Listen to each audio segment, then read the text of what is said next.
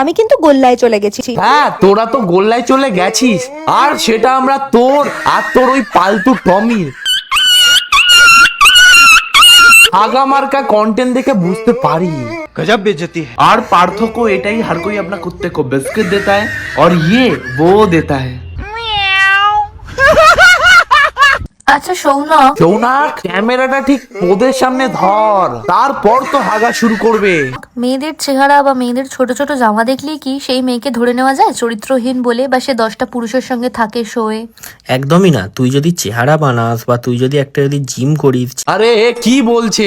এই ধারে ধারে মাগুর মাছটাও নাকি আবার জিম করছে। তাহলে চলো গাইস দেখে আসি আমরা এর জিমের কিছু এমএমএস।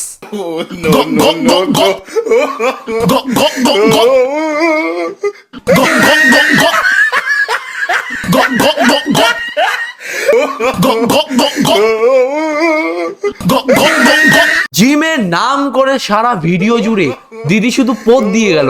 এই সরি পোদ দেখিয়ে গেল।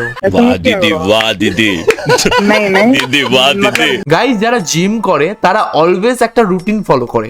প্রতিদিনই কারোর লেগ ডে হয়, কারোর চেস্ট ডে হয়, কারোর বা শোল্ডার ডে। আর দিদি কি করে? দিদি প্রতিদিন পোদ দেয়। দিদি জিম টিম না করে ওই পয়সাগুলো দিয়ে বাড়িতে শৌচালয় বানাও, তাহলে প্রতিদিন আর ফেসবুক ইনস্টাগ্রামে হাঁকতে হবে না।